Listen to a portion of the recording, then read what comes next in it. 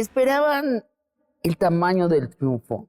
La ventaja de Claudia Sheinbaum 2-1 sobre Xóchitl Gálvez. Bienvenidos a Largo Aliento, Nancy, Renata, Carlos, Violeta. Nancy.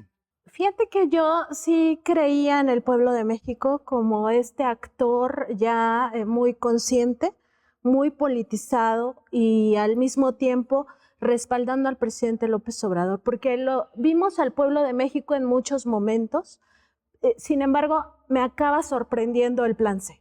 O sea, yo no creí de verdad que se alcanzaran los votos suficientes para el plan C y aparentemente, al menos muy bien ya documentado en la Cámara de Diputados, en la Cámara de Senadores faltarían 3 votos aproximadamente, pero es ya muy posible el plan C como una forma de profundización de la Cuarta Transformación.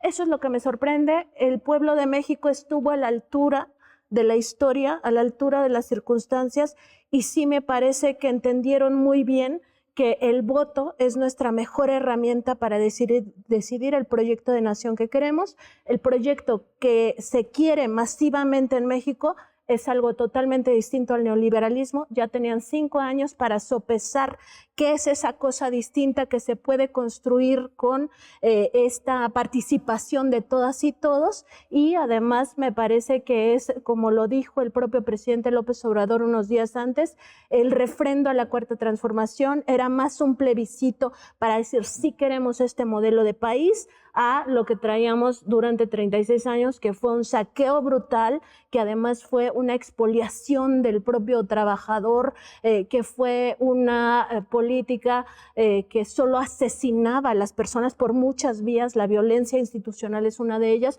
pero también por otras vías que tienen que ver con la carencia de una vida, digamos, digna, ¿no? En todo sentido. Violeta. Yo no quiero darme las de pitoniza, pero yo sí creía que el plan C era posible, por una razón. Para empezar, pensaba que no iba a ser posible porque simplemente era algo muy deseable y uno, pues no podemos tener nada bonito, entonces pues pensaba que no iba a suceder. Sí. Pero la verdad es que también pensaba que para que el plan C no sucediera, la gente tendría que votar cruzado. Y yo creía, sí, no, o sea, incluso escribí sobre eso, que el voto cruzado en México en este momento no era algo muy viable, ¿sabes? Porque las opciones políticas están tan, voy a usar esta horrible palabra, polarizadas, o sea, están tan en los extremos y digamos, no hay un punto medio entre ellas, que me parecía inconcebible que alguien fuera a tachar en unas boletas el PRIAN y en otras boletas Morena o la coalición. En todo caso, podrían haber cruzado un poco con Movimiento Ciudadano, pero tampoco tenía pues un conocimiento tan amplio. Entonces, yo sí veía que el plan C era más bien inevitable, aunque al mismo tiempo, pues sí, pensaba así, no creo que suceda, o sea, ¿no? La política es el territorio de las decepciones, ¿no? Se dice que cada quien queda un poco decepcionado. No fue el caso. No fue el caso, para nada, al contrario, no como todas las oposiciones. Carlos, decía Nancy, el pueblo, y atribuyéndoselo a la 4T. ¿Crees que es justa esa expresión? Bueno, la mayoría de la población, ¿quién es la otra parte? Mayoría de la clase popular, de las clases medias también diría, respaldaron el proyecto de Andrés Manuel López Obrador, hay que decirlo así. Andrés Manuel logró algo que me parece que ningún gobierno de izquierda en América Latina había logrado, y es generar un gobierno popular de izquierda, legitimado además democráticamente.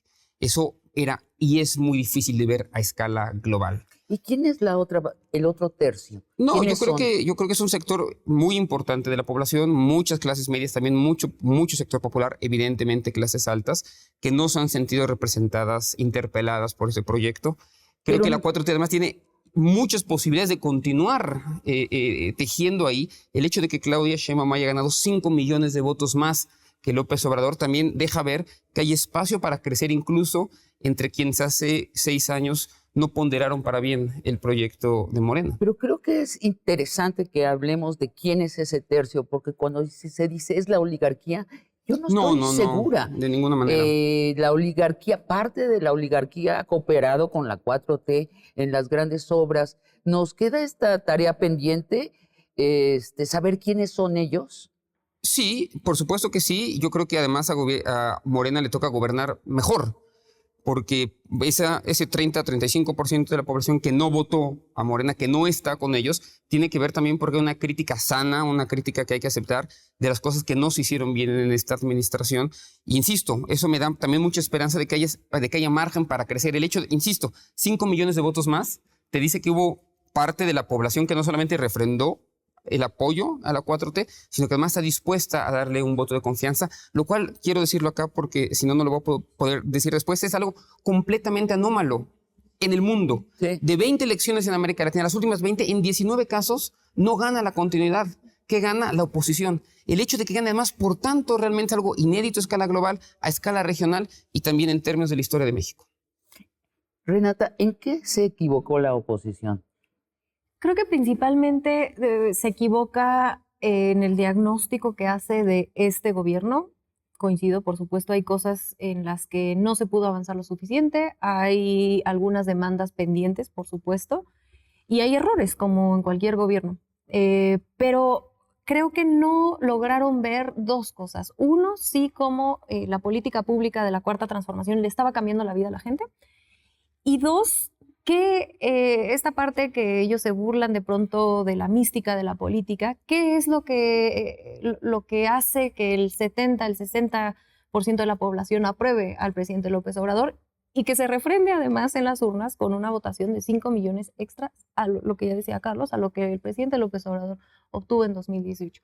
Y su O sea, lectura, ¿no vieron la ganancia que tuvo la gente? en el 18. La ganancia concreta. Sí, y no solo eso, me parece que durante el sexenio sus explicaciones de por qué la gente quería que continuara la Cuarta Transformación o la aprobación del presidente se debía a que o eran comprados porque recibían los programas sociales o que queríamos hueso a quienes opinamos a favor de la Cuarta Transformación o que son manipulados o sea, en el fondo siempre había una cuestión como si el pueblo, como si la gente no tuviera agencia y no pudiera decidir y no supiera qué es lo que le conviene. Y yo me imaginaba, pero ¿cómo piensan que le cambia la vida a alguien que quizá no puedan entender que 3,000 pesos al mes le cambie la vida a una familia? Y que ese dinero no lo veían antes. O quien tiene la posibilidad de viajar en la carretera de Oaxaca a Puerto Escondido y que no la había visto antes, o el Tren Maya, la infraestructura, o sea, ¿Por qué no vieron? O sea, se despegaron de la realidad. E insultaron a la gente, es la verdad. Pasaron 6 años insultando a la gente de que porque no quisieron entender qué le pasó al país. Y luego llegan a pedir un voto a la gente que llevan insultando, bueno, hasta hoy. Hoy a la madrugada los siguen insultando. En todas las mesas de análisis, la comentocracia que está en contra de la 4T, la explicación que le dan al triunfo avasallador de la doctora Sheinbaum de ayer y de la 4T es que la gente no entiende y que en realidad está votando en contra de sus intereses. ¿Cómo va a votar en contra de sus intereses? Y están votando en contra de la libertad, ¿no? Y de la democracia. Están votando de alguna manera en contra de la libertad y la democracia y en pro del autoritarismo. Por supuesto que no. O sea, aquí cuando haces esta pregunta, Sabina, que me gusta mucho, de en qué se equivocó la oposición, y ellos van a tener necesariamente que revisarlo, me parece que una de sus grandes equivocaciones es no entender la realidad mexicana, es decir, no entender que el pueblo tiene conciencia y tiene intelecto, y que no puedes decirles que son zombies, que son flojos, que no entienden nada de política y que no tienen que meterse en política, cuando exactamente lo que estaba pasando también es una transformación de la conciencia. Primero, de entender que todos tenemos derecho al pensamiento, que todos tenemos derecho a entender nuestra realidad de la forma y con las herramientas que tengamos, pero al mismo tiempo de discernir justamente qué es lo que nos conviene. Y si traes 36 años de políticas antisociales, y por el antisocial me refiero no solo a que se vendieron empresas públicas, se creó el FOBAPROA para beneficio de los oligarcas, y ahí sí directamente de los oligarcas, banqueros y empresarios, y se expolió al pueblo de toda forma posible, el hecho de que no hubiera salarios dignos, que no hubiera vivienda, que no hubiera oportunidades de estudio, de trabajo, etcétera, pues al final la gente es lo que vive al día a día. Y en 5 años vio una cosa totalmente distinta. La gente. Vi una entrevista que le hizo León Krause a su padre, a Enrique Krause, y Enrique Krause habló sobre López Obrador. Y lo que dijo, pues una crítica dura pero sensata, que yo podría estar de acuerdo con buena parte de ella, pero lo que me llamó la atención es que en 1 hora nunca hablaron de la gente, con cualquier sinónimo, el pueblo, la clase trabajadora, el que se nos ocurra, ni del país. No hablaron del país. Es como si estuvieran en una revista Hola, con mejor lenguaje, hablando de personalidades. ¿Qué no vio la oposición? No vio la madurez política del pueblo de México. No vio, por ejemplo, que si salieran de su círculo y hablaran con la gente común, se darían cuenta de que, por ejemplo, si hablas con un trabajador, con una persona en el súper, con quien sea, la gente tiene una madurez política que no tenía hace unos años. Y voy a dar una prueba en por qué creo que alcanzamos esa madurez. No es nada más porque votan por la 4T. Ayer hablaba con unos compañeros sobre el hecho de que hace todavía 3 años flotaba en el aire la pregunta de si México estaría preparado para una mujer presidenta. Sí, ¿qué tal? Era una pregunta más o menos ofensiva, ¿no? Porque lo que yo les decía es como si te subes a un avión, nadie te pregunta, ¿estás preparado para una mujer piloto? ¿No? Obviamente que estás preparado para, ¿no? Ni siquiera se tendría que preguntar eso. Pero esa era una pregunta que flotaba en el aire. Esa pregunta se dejó de hacer. Y llegó un momento en el que ya no era más una pregunta. Teníamos 2 candidatas a la presidencia. Así es. Eso es una muestra de madurez política. Y si las élites no alcanzaron a verla, pues es en gran parte porque solamente hablan entre ellos. Desayunan, comen y cenan entre ellos y luego se encuentran en los foros de televisión y en los foros del radio y siguen hablando entre ellos. Claudia Sheinbaum será presidenta de un país con un Congreso donde tendrá mayoría calificada, casi seguro. Hay una diferencia aparentemente entre 3, 4 o 5 votos que son fáciles de conseguir para Morena. ¿Qué reformas debe pasar?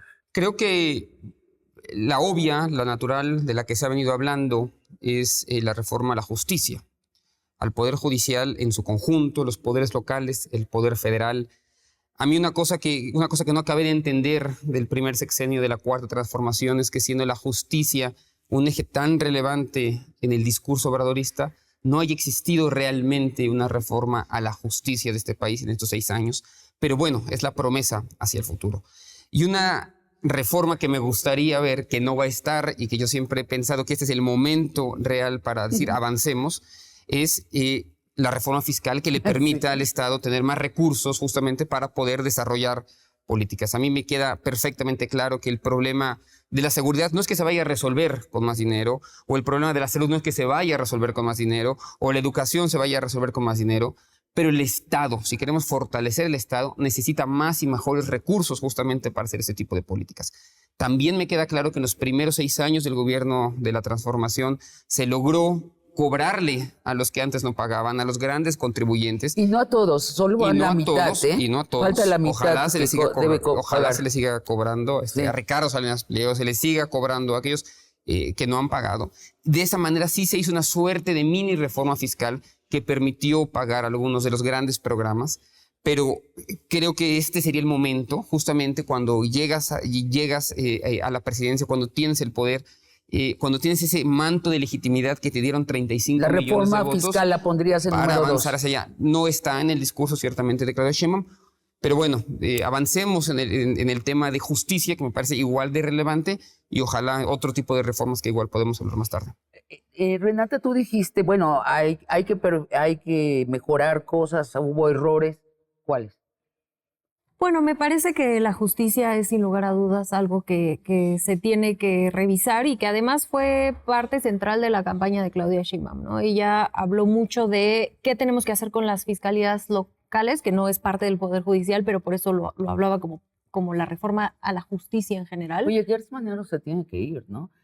Se le tiene que dar una digna jubilación. Se tiene que ir inmediatamente. Un ojalá. gran homenaje, pero se tiene que ir. Sin Tenemos una homenaje. Bueno, es que fiscalía no ha que no habido nada. existe. No, sí, no Se hay tiene ni que ir, un- pero sin homenaje, yo diría. Ay, mira, una fiesta así con Muy vasitos de cartón y refrescos. Para adelantar el- Ya lo que sea. Si quieren un busto, se lo ponemos acá en Los Pinos, pero ya que se vaya. Bueno, perdón. No. Me parece que lo que Claudia Sheinbaum habló durante la campaña de las fiscalías locales, donde hay muchísimo trabajo por hacer, en específico cuestiones de coordinación con los ejecutivos locales, que por la autonomía no significa que no se tengan que coordinar. Aquí sucedió en la Ciudad de México.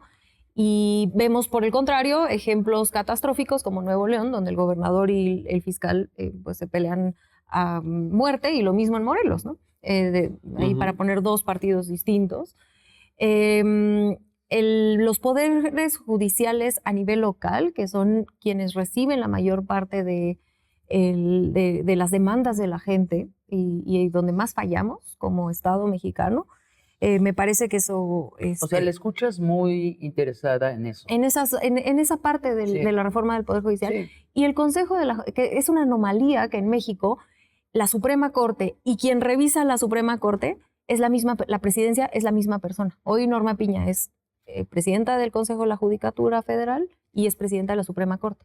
Entonces, ¿cómo se va a revisar a ella misma de que se fue con Alito Moreno a cenar en plena elección? O sea, evidentemente no lo va a hacer. Esa separación, que es una anomalía en nuestro país, me atrevo a decir que quizá esas tres cosas dentro del poder de la reforma a la justicia quizás son lo más importante. Y la reforma electoral también, que ahí hay muchas coincidencias entre partidos, como por ejemplo los tiempos, los tiempos electorales. Son larguísimos. Son ¿no? digamos, Costosísima nuestra costosísima. En eso no van a estar de acuerdo en el Sí, PRIAN, claro.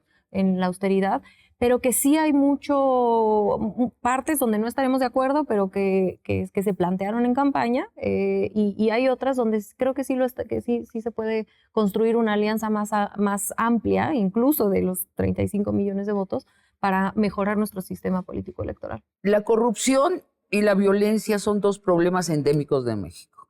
No se han podido solucionar. Hablemos de ello al regresar de una pausa.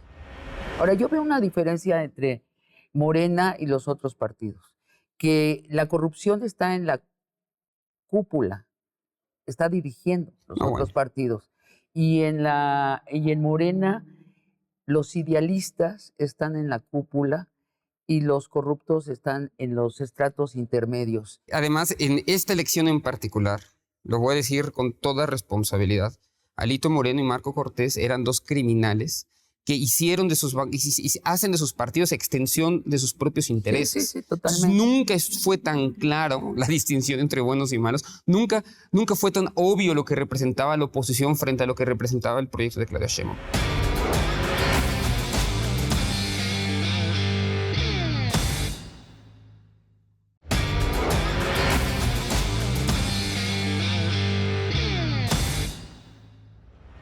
La corrupción y la violencia son dos problemas endémicos de México. En todos los partidos hay corruptos y hay funcionarios ligados con el narco. Hablemos primero de la corrupción. Un gobierno se va, otro llega y las extensas redes de corrupción nacional se quedan y reciben y educan en la corrupción a los nuevos funcionarios. La 4T debería permitirla como hasta hoy, como un problema secundario, como un rasgo inevitable de la clase política, Carlos. No, desde luego que no. Yo sí le pido más a un gobierno de izquierda que a un gobierno de derecha. Me parece que hay un principio de autoridad distinto, un principio ético distinto cuando un gobierno de izquierda avala la corrupción que cuando no la hace, ¿no? Entonces yo creo que se avanzó en algunos sentidos contra la corrupción en este gobierno. Se tiene que seguir avanzando. A mí me da mucha paz, me da mucha confianza que alguien como Javier Corral vaya a tomar la agenda anticorrupción en nuestro gobierno y que de una vez por todas podamos extirpar, la verdad, este cáncer que significa para el país la corrupción, los intereses privados dentro del Estado. Se lacera lo más profundo del diálogo entre sociedad y Estado. 20% del presupuesto se va en corrupción. alrededor, no sabemos la cifra exacta porque es una actividad encubierta. Y se habla de otro 20% que queda fuera del presupuesto, pero que se llevan los políticos. Y yo considero que eso es 40% de las decisiones de los funcionarios son por intereses propios. A mí me parece muy grave. Ahora, yo veo una diferencia entre Morena y los otros partidos, que la corrupción está en la cúpula de los otros partidos, está dirigiendo los otros partidos. Y en Morena, los idealistas están en la cúpula y los corruptos están en los medios, en los estratos intermedios. ¿Tengo razón en eso? Es que además en esta elección en particular, lo voy a decir con toda responsabilidad, Alito Moreno y Marco Cortés eran dos criminales que hicieron hacen de sus partidos extensión de sus propios intereses. Sí, totalmente. Nunca fue tan claro la distinción entre buenos y malos. Nunca fue tan obvio lo que representaba la oposición frente a lo que representaba el proyecto de Claudia Sheinbaum. Dicho eso, una reflexión sobre la corrupción. Cada vez me queda también más claro que a nivel local hay mucho que hacer. Si en algo se ha avanzado en realidad en la última década o en las últimas 2 décadas en México es a nivel federal hacerlo cada vez menos evidente, pero a nivel de los estados y a nivel de los municipios hay mucho que hacer. Y el recordatorio de que Claudia Sheinbaum va a ser presidenta con un gran mandato, pero en una república federal como la que tenemos, con 2.500 municipios como los que tenemos, es muy complicado si esto realmente no riega, digamos, hacia la escala municipal. En la federación se va a avanzar mucho, pero es muy importante que en los estados y en los municipios... Sí, en los municipios la gente te dice, bueno, el presidente municipal que tiene la llantera y que abrió el restaurante y que habló todo esto, es el gran empresario local en muchos lugares, los presidentes municipales. Violeta, ¿qué hacer con la corrupción al interior de Morena primero? Y luego hablemos al exterior de Morena. Bueno, yo creo que el gran cambio en el paradigma de la corrupción que implementó la 4T está en cómo se concibe la corrupción, porque antes se concebía como un acto individual, se concebía como algo moral que las personas hacían por interés propio. En la 4T la corrupción se concibe como un problema estructural, el pasar a manos privadas el bien público. Ese es el acto corrupto por excelencia. Y creo que en eso sí hubo un cambio muy profundo, en que la gente entiende que esa es la corrupción y que esa corrupción es el núcleo del neoliberalismo, ¿no? Es el proyecto es un sistema neoliberal inherentemente corrupto, exactamente. Entonces, eso es ya de por sí es un cambio y por supuesto queda el problema de la implementación real de la no impunidad, ¿no?, ante las conductas de corrupción de ciertos individuos, ¿no?, que las ha habido, que se han perseguido, ¿no?, que quizá quisiéramos ver como castigos más ejemplares o quizá, ¿no?, una mano un poco más... O que fueran defenestrados, que no estuvieran en el partido. Claro, que salieran, ¿no?, y eso es por un lado. Y por otro lado también es cierto que no solamente en términos de corrupción, sino prácticamente cualquier problema que podamos detectar en el país, el problema fundamental en la 4T es que no ha llegado a los estados. Los estados son el gran pendiente de la Cuarta Transformación. A mí, por ejemplo, me sorprende, perdón que lo diga, pero ayer ganamos Morelos. Morelos es el único estado en el que los homicidios han seguido subiendo en ese sexenio. El único estado de los 32. Ha sido uno de los estados peor gobernados. Rarísimo lo de Y Morelos. ganamos por 20 puntos. Ese es el arrastre de López Obrador, a pesar de los gobiernos locales. A pesar de Cuauhtémoc Blanco, se lo perdonaron, porque siguen teniendo más esperanza en que Morena solucione que no. El narco también está en todos los partidos. Basta ir a territorio para que te hablen, te dicen, estos son los narcos del PRD, estos son los narcos del PRI, y sí también, estos son los narcos de Morena. Tal vez no se puede gobernar ciertas partes del país sin tener un pacto tácito con el narco. ¿Qué hay que hacer con el narco? Yo considero que sí se debe de gobernar sin tener un pacto con el narcotráfico y creo que el presidente López Obrador sí marcó ahí una línea también, o sea, no solo identificar la corrupción y la impunidad como un problema, sino también esta corrupción con el crimen organizado, el narcoestado, ¿no? Como lo conocimos en el sexenio de Felipe Calderón, con esta alianza ya muy directa de Genaro García Luna con el cártel de Sinaloa. Me parece que necesitamos transitar primero a una, digamos, a una sociedad que tenga un mayor bienestar, que no haya esa posibilidad de que un joven o una joven no tenga otra opción de vida o sienta que no tiene otra opción de vida que involucrarse en actividades criminales. Eso sí es fundamental y me parece que ese es el camino correcto. Y creo que la doctora Sheinbaum ha entendido también esta parte y por eso ella dice se va a seguir combatiendo la, digamos, la desigualdad social monstruosa que teníamos en México, donde hay personas que ni siquiera tenían para comer al día, o sea, una cosa espeluznante. Eso es muy importante como un primer paso y en un segundo paso se deben de empezar a desarticular con inteligencia estas bandas criminales.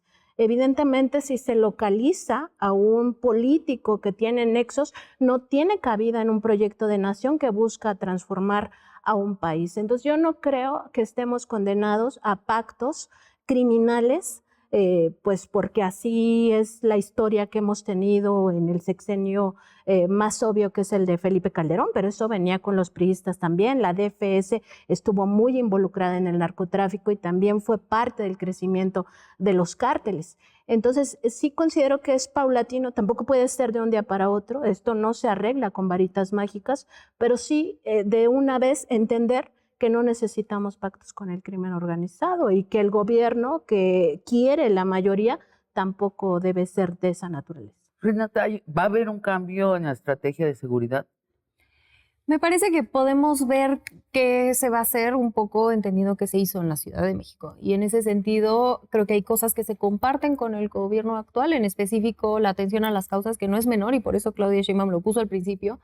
Y que además no solamente se hizo mucha burla de la atención a las causas en el sexenio de López Obrador diciendo que abrazos no balazos y tergiversando como si eso significara que se les iba a abrazar a las personas, cuando en realidad era muy obvio que era justo esto, atender a las causas, porque ¿qué esperan? ¿Que a dónde se vaya la gente? Si el Estado tiene totalmente abandonados a los jóvenes y jamás les dio un programa social, ¿a dónde quieren que se vayan? ¿No? Si no hay universidades públicas, si privatizaron todo, ¿a dónde se van a ir? Pues evidentemente son... Bueno, Calderón decía que había que matarlos. Claro, o que eran daño colateral, o que eran ninis. O sea, lo único que se dedicaron a hacer con la gente joven fue insultarlos también.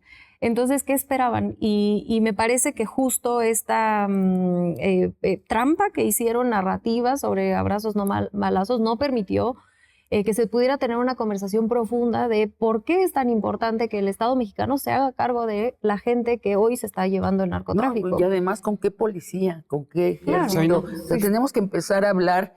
Nos toca, yo creo, este sexenio empezar a hablar con la verdad, ¿no? O sea, ya ha pasado el salto de que tiene 6 años la izquierda. Yo creo que la misma izquierda tiene que empezar a decir las cosas con más verdad. Sí. Sobre esto, un apunte menor o no menor, que creo que es más bien muy importante. Entendamos el contexto en el que está inserto este país, con 600 armas fluyendo de Estados Unidos a México al día, 600 armas diarias, 2 millones de armas en una década, con cocaína fluyendo de Colombia a Estados Unidos. Hay un problema de mercados ilegales profundo que no se soluciona de un día para otro, como ya decía Nancy. Y desde mi punto de vista necesita una reforma también de política de drogas. Es decir, seguir pensando, seguir atacando desde la misma lógica los mercados ilegales, las drogas ilegales, no va a cambiar nada si no transformamos también nuestra lógica. Tú dices legalizar. Regular y regular mejor. Hay muchos ejemplos de cómo se ha regulado en América Latina, en Europa, en Asia, pero la lógica prohibicionista punitiva, que sí no ha cambiado a lo largo del último siglo, es en realidad lo que nos tiene metidos en esto. Entonces, independizarnos de Estados Unidos. que Estados Unidos Reconozcamos arregle que las tenemos cosas como el quiera. mercado de drogas más grande del mundo hacia el norte, el mercado de Sí, armas más grande así hacia el es. norte, y en función de eso generar una política pública que te elimine en la medida de lo posible o que disminuya la cantidad de violencia que te genera tus intentos por evitar que esa droga llegue a Estados Unidos, ¿no? Entonces, desacoplar, diría, nuestra Desacoplar. política de seguridad de la política de Estados Unidos. Es un tema que nos llevaría a otra conversación acá, Así pero es. creo que necesita una reforma fundamental en ese sentido. Sí, estamos saltando de temas porque la idea es tener un panorama de qué va a suceder en los próximos 6 años. Hablemos de los medios comerciales de comunicación. Los medios comerciales de comunicación tienen 4 canales nacionales. Nadie más en el país tiene un canal de cobertura nacional y tienen al menos 8 periódicos nacionales. La izquierda tiene solo un periódico nacional. Y este sexenio vimos a estos medios comerciales primero convertirse en las bocinas de la derecha neoliberal y después convertirse en la derecha. Desde las mesas del radio y de la televisión se generaba el discurso y el proyecto de la derecha, o más bien la renuncia a tener un proyecto, ¿no? Dejémonos de pendejadas, para citar a mi amigo Jorge Castañedas, como un proyecto de nación. ¿Qué hacer con los medios de comunicación que se dejaron? Nunca lo fueron del todo medios de comunicación, pero pretendían serlo. Este sexenio dejaron de pretender ser medios de comunicación y se volvieron medios políticos. ¿Necesitamos medios plurales en una democracia, Nancy? Sí, y yo creo que hay que entender que estos medios corporativos, las corporaciones mediáticas, y no solo las mexicanas, sino en general las grandes transnacionales mediáticas, son aparatos ideológicos del poder económico. Y por tanto se mueven en esa naturaleza, por eso han mercantilizado la información, lo que ya decía en su momento Kapuscinski, lo ha también analizado mucho Ignacio Ramonet, de que convirtieron la información en mercancía, es decir, abandonan este papel de ser la herramienta del derecho humano a la información y por tanto violan sistemáticamente el derecho humano a la información. ¿Qué pasó en México? Esto no es nuevo, o sea, a diferencia de lo que opina Sabina, para mí los medios de información en México, las transnacionales mediáticas mexicanas, siempre han tenido ese papel político. No digo que antes pretendían, por lo menos pretendían, obviamente yo trabajé en una de ellas y te puedo confirmar que nunca lo fueron. Sí, no, nunca lo fueron y en realidad son también una parte esencial de la oligarquía y se mueven como ese, o quisieran moverse como ese cuarto poder que nos dice cómo pensar, cómo actuar, cómo votar. Lo que pasa es que ya se rompió ese monopolio de la intelectualidad. Nancy, hagamos, tal vez a la gente que nos ve y nos escucha le es un poco más extraño este tema. Hagamos una pequeña lista de 4 incidentes que mostraron que los medios de comunicación se comportaron como la derecha, como la cúpula de la derecha. Yo cito uno para empezar, Taboada, ¿no? El caso es que la prensa de la izquierda descubrió muy rápido de que él era el líder de un cártel inmobiliario. Lo documentó, lo documentamos, hicimos las entrevistas pertinentes. La información en una campaña electoral donde él era el candidato a la jefatura de gobierno de la Ciudad de México, no entró nunca, cero. Ningún medio comercial repitió este dato. Me avisan que vamos a un corte y regresamos para hablar de los medios de comunicación que no comunican. ¿Dónde se está informando la población? Porque le dieron un triunfo a la izquierda de 2-1. Mucho tiene que ver la conferencia matutina del presidente López Obrador. Ha roto este monopolio informativo o desinformativo de las grandes corporaciones mediáticas y las propias redes sociales. Yo creo que eso sí desconfigura cómo estaban actuando los medios de comunicación en otros momentos, que no había ningún contrapeso, pero ahora sí la conferencia matutina ha sido esencial y ahí me preocupa un poco que la doctora no quiera continuar con las matutinas. Veremos cuál es su esquema comunicativo, pero sí tiene que ser algo contundente a la hora de desarticular estas campañas.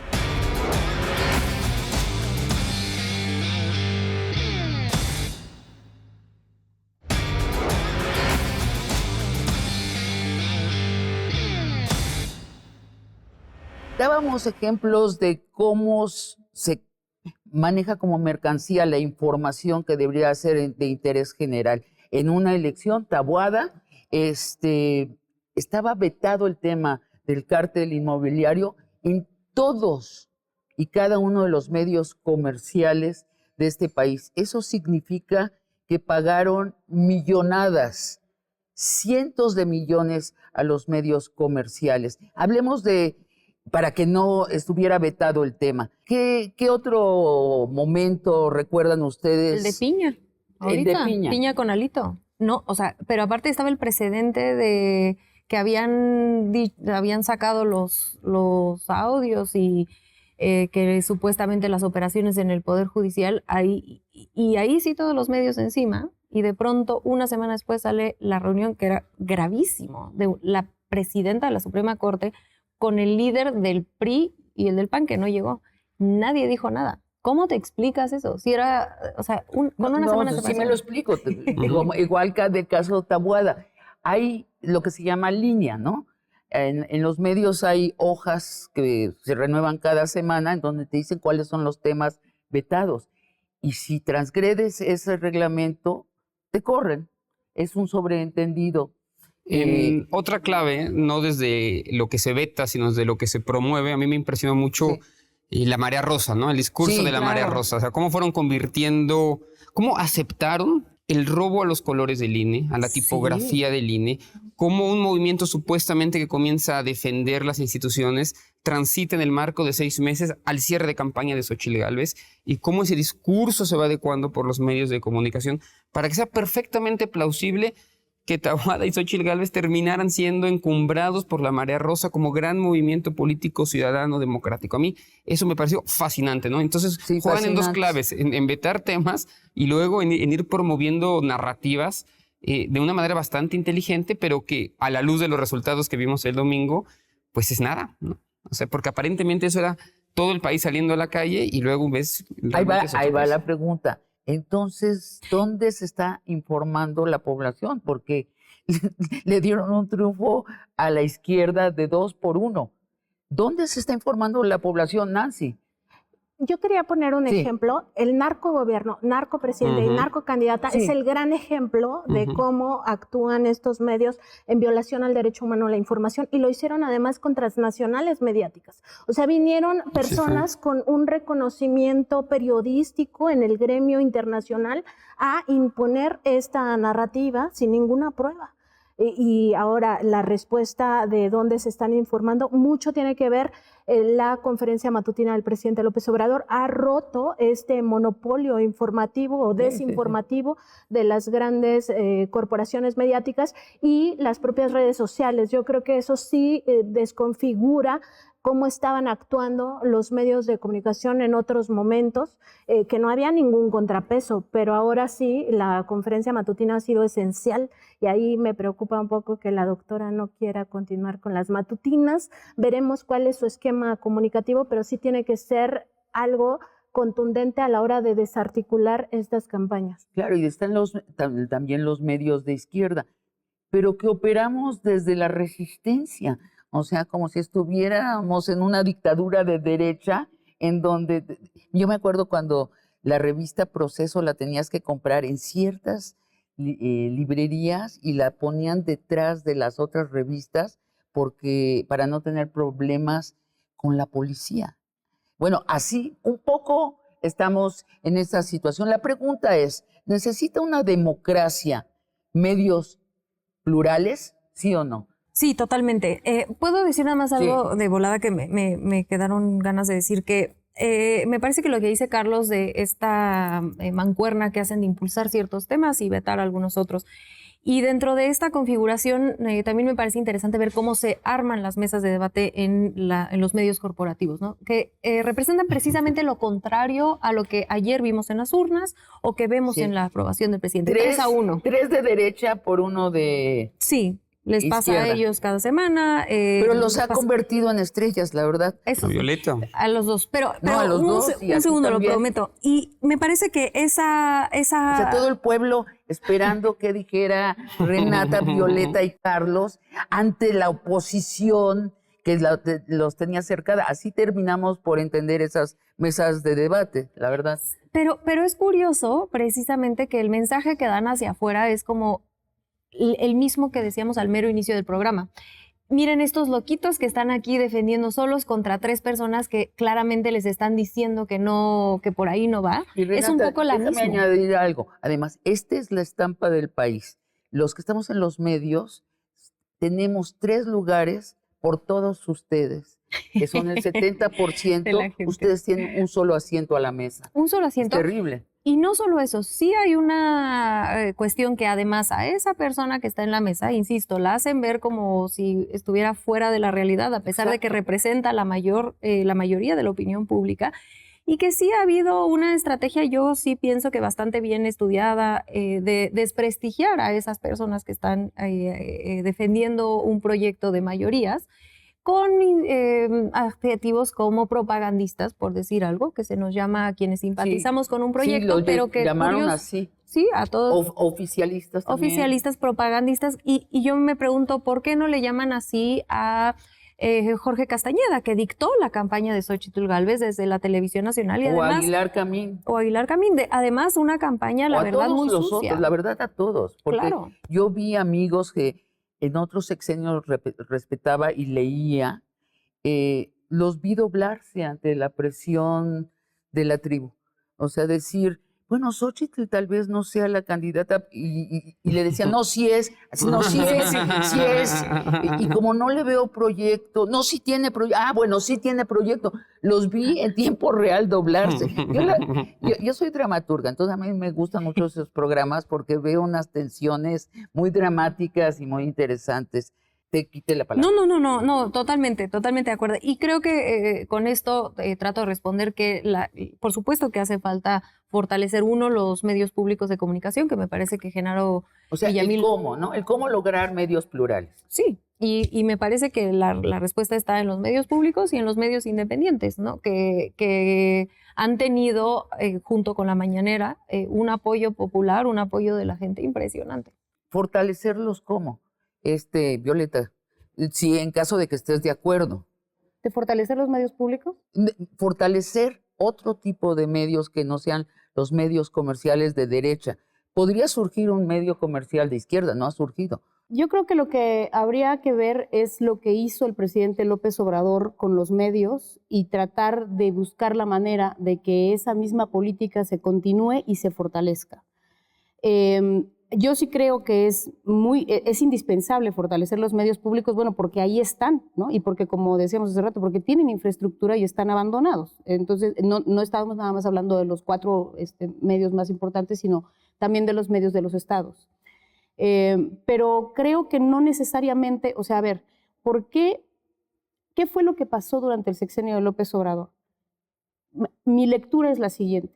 La opinión pública, que siempre se ha generado a partir de los medios de comunicación, para eso son, para generar la opinión pública. La opinión pública sufrió un revés. Ahora la opinión pública se empezó a generar en la base y de ahí llegó a los medios de comunicación. Esto que está diciendo Renata, o que estaban hablando ustedes ahorita, de que estamos ahí 1 contra 3 en los medios, es porque los medios tienen que representar la opinión pública, ya Sí. no nada más dictarla. Y ese cambio fue posible gracias a la Mañanera, que fue el primer foro de difusión de la opinión pública desde la base, y también pues gracias a las redes sociales y a los medios independientes. Entonces, eso es lo que se tiene que fortalecer, más allá de cuál es, que si medio público, que si televisión pública, radio, etcétera. Lo importante es entender que lo que se tiene que fortalecer es esa dinámica, de que no sean los Así medios es. los que dicten la opinión pública, sino que representen la opinión pública que emerge de la base social. Claro, porque podría haber la solución de que este próximo gobierno decida volver a crear el pacto de dinero con los medios comerciales.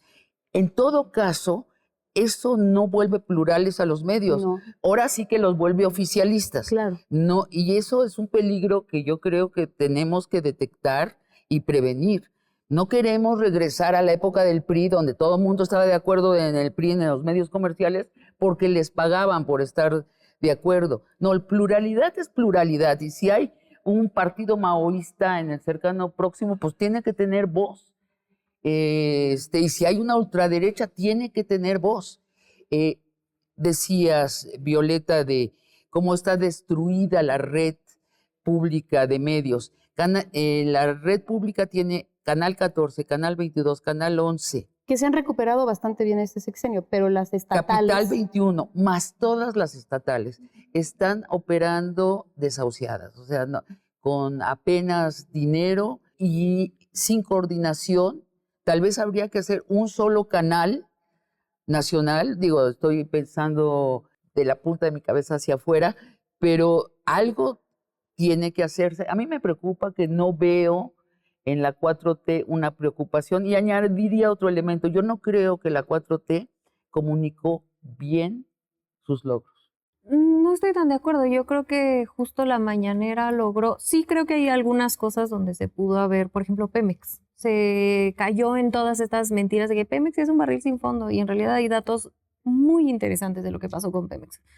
Entonces sí me parece que lograron ganar ciertas narrativas donde no hubo una comunicación específica, pero sí creo que las mañaneras, como decía Nancy y como decía Violeta, logró cambiar la dinámica y que se informara para qué estaba sirviendo la 4T. No, me parece que no con esto estoy diciendo que tiene que ser lo único que debe haber, ¿no? Creo que se pueden ampliar las posibilidades, y sobre todo también lo que decía Nancy, Claudia Sheinbaum no es López Obrador, y su forma de comunicarse con la gente, que sí ha dicho que va a tener esta comunicación constante. Digamos, ella tenía su conferencia aquí cuando era jefa de gobierno, era distinta, pero también atendía tanto logros como detener las narrativas falsas. Fue muy importante, por ejemplo, con la línea 12, por ejemplo. ¿Y cómo volver plurales los medios? Carlos. Tres cosas. Con respecto a los medios públicos, lo que yo pensaría es, evidentemente, potenciarlos, no necesariamente hacer solo uno. Los modelos más exitosos en el mundo, además, son muy federales, como el alemán, como el británico, no solo la BBC. Hay muchas estaciones de radio por arriba, por abajo, potenciarlos. Me encantaría que se pudieran ver inmediatamente en Internet, que Canal 11 se pudiera ver en YouTube, que Canal 22 se pudiera ver toda la programación inmediatamente vía Internet. Con los medios privados se avanzó muchísimo en quitar mucho dinero que se daba a los medios privados en las administraciones pasadas. Y sin embargo, no hay todavía criterios fijos de cómo se distribuye el dinero. Eso es algo que faltó, que no se hizo en esta administración y se tiene que hacer en la siguiente. Es que sí, el criterio es por cantidad de audiencia. Bueno, en la jornada, por ejemplo, la jornada... Pero nada más para terminar la idea, eso quiere... ¿Por decir algo? Eso refrenda el status quo. Premiar Además, a los que y hay otros medios que no tienen esa audiencia y que se les dio mucho dinero para nombrar un periódico. Que no tienen esa audiencia tampoco porque que han se formen sido criterios. Ayudados. Porque además, contralínea, digamos. Sí está bien que el Estado pueda dar, ayudar a medios privados. Yo creo que cualquier Estado que se piense como tal tiene que colaborar con medios privados, pero bajo reglas claras, criterios claros, que no solamente tengan que ver con la audiencia, y ojalá que la Sheinbaum pueda avanzar en esa dirección. Y lo tercero que quiero decir es que estamos ante un nuevo paradigma, estamos ante nuevos medios, ante nuevas formas de comunicación, y hay que dejarlo de entender solamente en el espectro televisión, radio, periódico, sino aceptar que el mundo de ayer ya es el mundo de ayer, y el mundo de mañana ya nos rebasó, y el Estado tiene que adecuarse a las nuevas necesidades de la audiencia y al nuevo mundo que estamos viviendo. Alguna vez, Sabina, hablamos de cómo el Estado debería asumir su obligación de garantizar el derecho a la información. Y así como el Estado asume la obligación de garantizar la producción científica, por ejemplo, mediante un sistema de investigadores y un sistema de estímulos a la investigación científica, así como el Estado asume el Sistema Nacional de Creadores y da estímulos para la creación artística, debe también asumir un Sistema Nacional de Informadores y dar estímulos a aquellos que, pues a los medios y a los medios independientes, sin que eso implique, porque está este mito de que si recibes dinero del Estado ya estás comprado y ya no eres independiente. En realidad, nadie dice que los científicos no son independientes porque reciben dinero del Estado. O sea, tendría que haber un sistema similar, pero para el periodismo. Tenemos 4 minutos. Les pido a cada uno que en el último minuto nos digan en qué tema están más optimistas para el próximo sexenio. Nancy. El plan C, o sea, definitivamente el plan C va a permitir avanzar mucho más la transformación, es decir, ya con un Congreso que pueda impulsar esta reforma al Poder Judicial que decía Carlos, que yo creo que es la primera que se debe hacer y debe de hacerse en septiembre, cuando el presidente López Obrador todavía está en funciones y cuando la doctora Claudia Sheinbaum ya tenga esta calidad de presidenta electa.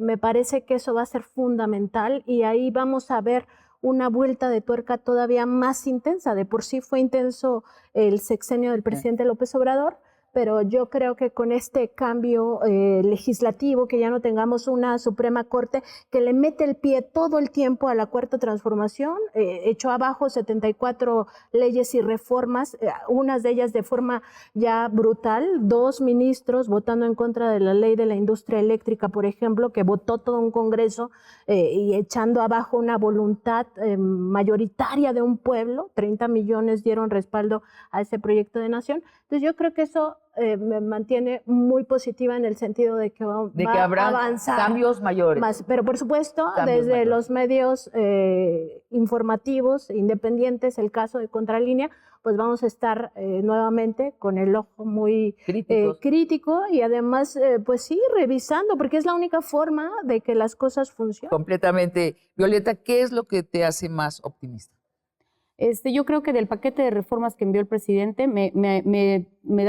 igual que a Nancy, me despierta cierto optimismo que se vayan a poder aprobar en el último mes del presidente, especialmente la reforma indígena, porque esa ya estaba consensuada y por un capricho de no querer negociar nada con Morena, no la están aprobando. ¿Y qué haría esa la reforma es una deuda de más de 30 años después de los acuerdos ¿Y qué pasaría? Es reconocer la personalidad jurídica de los pueblos indígenas. Ni más ni menos, ¿no? Carlos.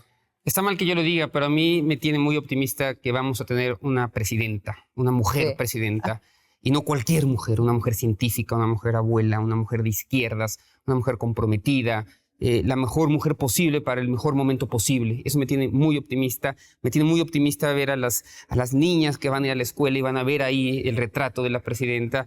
Me tiene muy optimista por mi mamá, por mis abuelos, por mi esposa. Porque es un mensaje a la niñez mexicana. También a los niños, por cierto. Puede ser cursi, pero a mí me tiene muy optimista que la primera mujer presidenta de América del Norte va a ser una mujer mexicana y es una mujer de izquierda. Te digo una cosa, Carlos, a mí es lo que más optimista me tiene, por cierto, y que es una mujer que llega con un proyecto muy escalonadito, muy claro de lo que hay que hacer para acabar con las violencias contra las mujeres y un feminismo de segundo grado en donde el Estado ayuda a las mujeres en sus labores domésticas. Tenemos 60 segundos, Renata. Menos. Todo lo que han dicho lo suscribo, por supuesto. Creo que cuando nosotras crecimos jamás imaginamos. Y yo tenía una amiga que decía que ella quería ser presidenta y yo decía, en el fondo de mi corazón decía, no, señora, eso no se puede. Yo pensaba en la primaria. ¿Y qué hubiera pasado con nosotras si hubiéramos, cómo que no se puede? Ahí está. Y es la presidenta de un G12, ¿no? No es menor para la generación que está creciendo. Y lo segundo, para que sea propio, la recuperación de lo público. Creo que se va a acelerar la recuperación de lo público. Creo que este sexenio se hizo muchísimo más de lo que al menos yo esperaba que se iba a lograr, pero creo que Claudia en educación, en soberanía energética, en salud pública va a profundizar esta recuperación de 40 años donde se privatizó todo y se vendió a al mejor postor. Les agradezco mucho esta conversación y amigos y amigas, los espero el próximo jueves para otra conversación de largo aliento.